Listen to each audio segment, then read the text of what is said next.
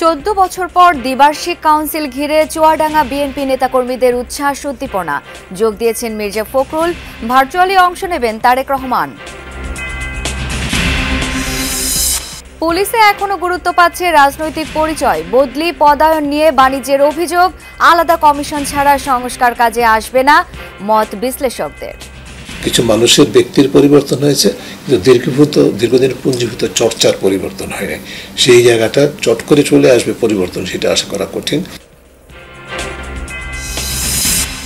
নতুন বছরের শুরুতে নতুন বই বিতরণে অনিশ্চয়তা। পঞ্চম থেকে নবম শ্রেণীর পুস্তক ছাপায় টেন্ডার ও ওয়ার্ক অর্ডার জটিলতা। আরও 2 মাস লাগতে পারে বলছে মুদ্রণ সমিতি। 31শে ডিসেম্বরের মধ্যে সকল বই দিবে, সেটাকে তারা ওই কিছু বাড়তি লাভ করার জন্য কাগজের দাম কমার অপেক্ষায় থাকে। এনসিটিভি চিন্তা করে যে স্পেসিফিক এই বই দিয়ে আমরা বই ইস্যু করব, সেক্ষেত্রে হয়তোবা আমাদের একটু কষ্ট কম হবে।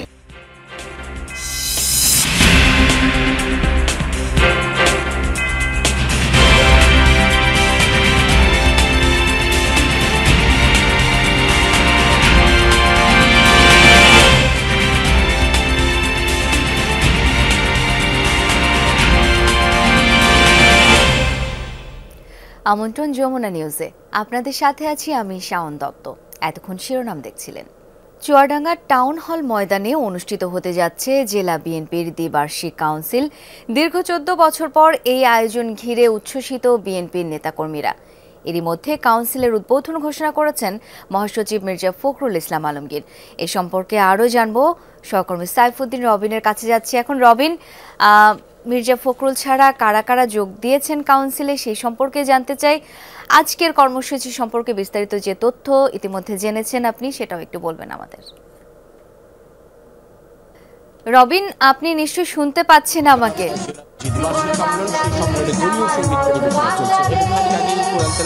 গীতা পাঠের মধ্য দিয়ে আনুষ্ঠানিকভাবে শুরু হয়েছে মূলত এই সম্মেলন, যেখানে বিএনপি মহাসচিব মির্জা ফখরুল ইসলাম আলমগীর এসে পৌঁছান প্রায় 10:30টার পরপরই, এবং তিনি প্রথমে পৌঁছানোর পরে এখানটায় জাতীয় পতাকা উত্তোলন করেছেন জাতীয় সঙ্গীতের মধ্য দিয়ে। এরপর তিনি মঞ্চে আসন গ্রহণ করেন এবং বিএনপি মহাসচিব মঞ্চে আসন গ্রহণের পরই কোরআন তেলাওয়াত এবং গীতা পাঠের মধ্য দিয়ে আনুষ্ঠানিকভাবে শুরু হয়।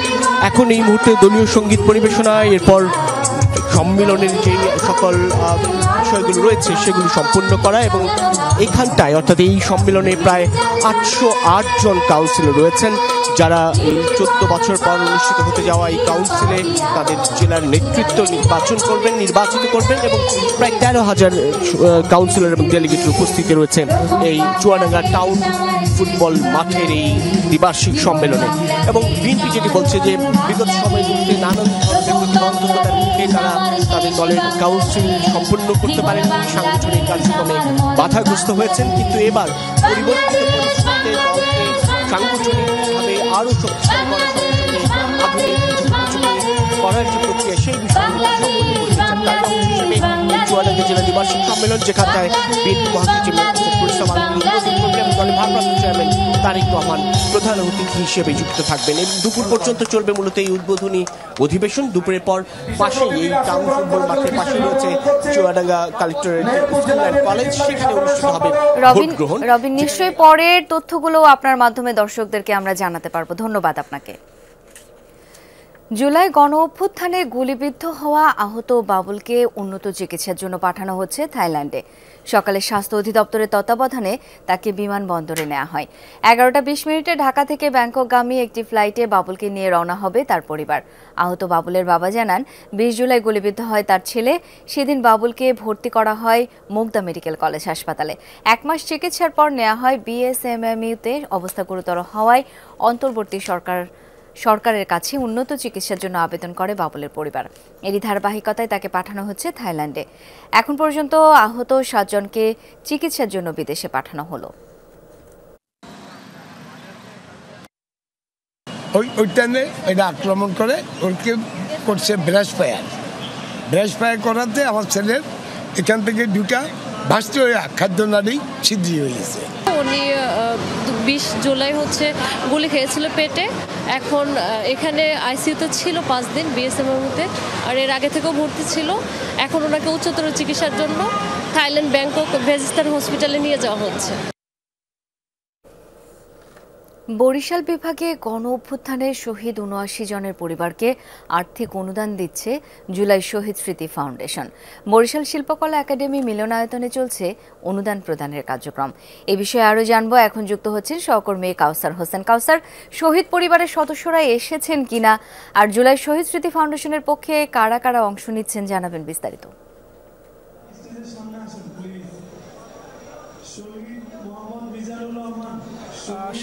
জুলাই বিপ্লবে যারা নিহত হয়েছেন তাদের পুনর্বাসনের জন্য বা তাদের আর্থিক সহায়তার জন্য কিন্তু জুলাই স্মৃতি শহীদ ফাউন্ডেশনের পক্ষ থেকে সারা দেশব্যাপী নানা কর্মসূচি গ্রহণ করা হয়েছে এবং এর আগে কিন্তু 4টি বিভাগে যারা শহীদ হয়েছে তাদের আর্থিক সহায়তা দেওয়া হয়েছে এবং এরই ধারাবাহিকতায় আজ বরিশালে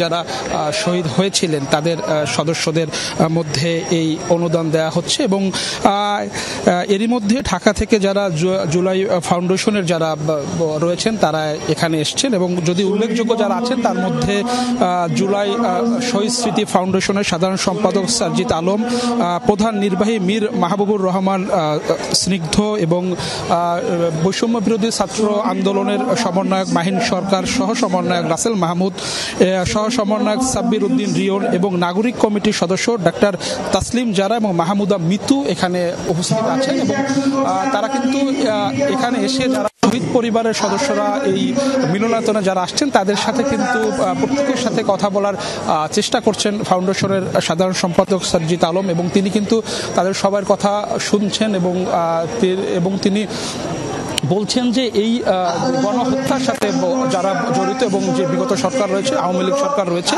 তাদের বিচার হওয়া না পর্যন্ত এই আওয়ামী লীগ সরকারকে তারা রাজনীতি আসতে দিবেন না এবং তারা বলছেন এই যে 5 লক্ষ টাকা অনুদান দেওয়া হবে এটা শুরু পর্যায়ক্রমে এই শহীদ পরিবারগুলোকে পুনর্বাসন করা হবে। শাওন। কাউসার, ধন্যবাদ আপনাকে। মানুষ বদলেছে, বদলায়নি আচরণ।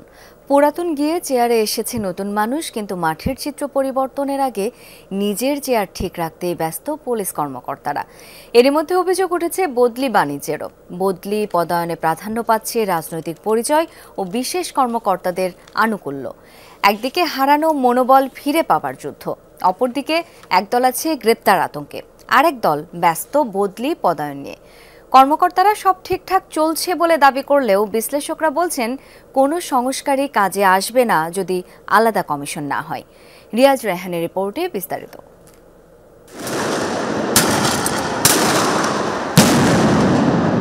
জুলাই 24-এর আন্দোলনে গণহত্যার জন্য একক বাহিনী হিসেবে দায়ী করা হয় পুলিশকে।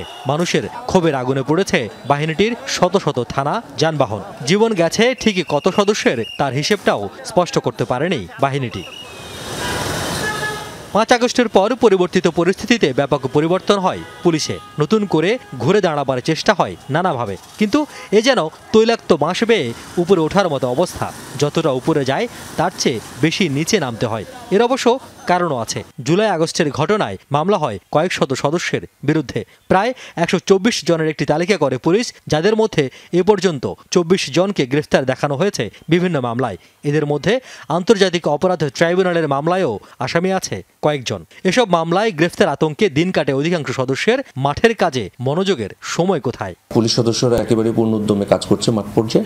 সুনির্দিষ্ট অভিযোগ যার বিরুদ্ধে রয়েছে তার বিরুদ্ধে বিভিন্ন ব্যবস্থা নেওয়া হচ্ছে। বিধি মোতাবেক যে বিভাগীয় ব্যবস্থা সেটিও বিধি মোতাবেক নেওয়া হচ্ছে।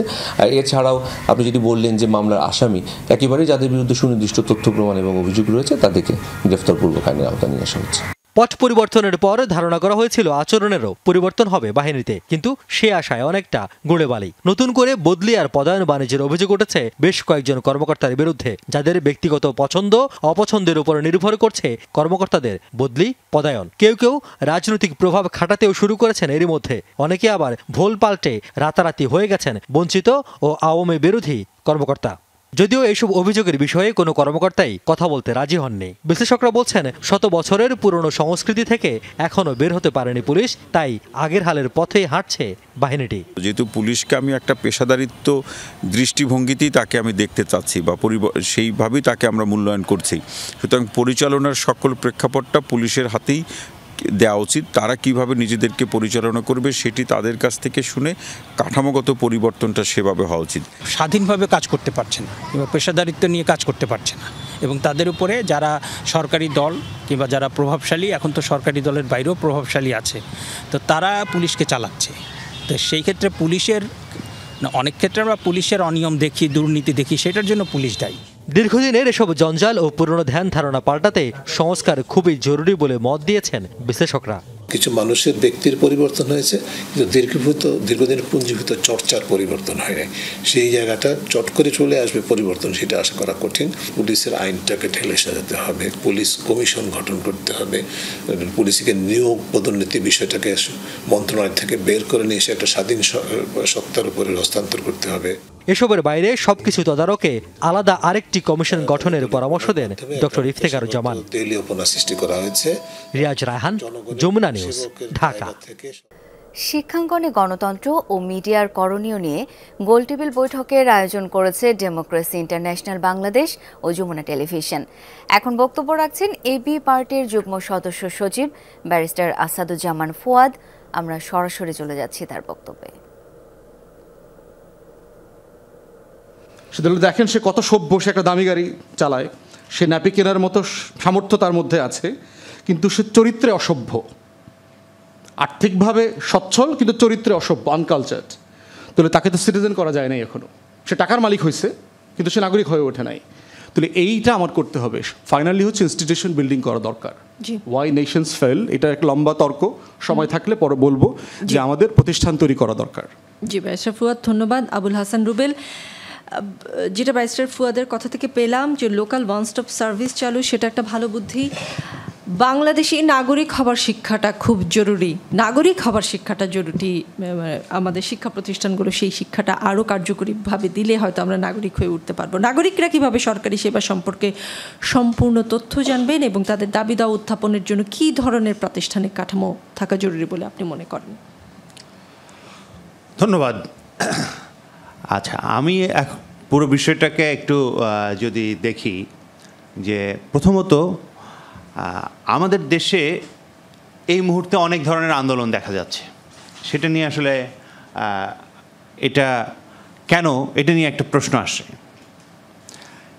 এবং এই প্রশ্নটা যদি আপনি একটু গভীরভাবে দেখেন, যে তাহলে এই প্রশ্নটাকে যদি আমরা অ্যাড্রেস করি, যে সরকার এই মুহূর্তে যতটুকুই হোক জনগণের সমস্যার সমাধান করতে পারবে বলে জনগণের ভেতরে এক ধরনের আকাঙ্ক্ষা তৈরি হয়েছে, বা তারা শুনবে বলে আকাঙ্ক্ষা তৈরি হয়েছে।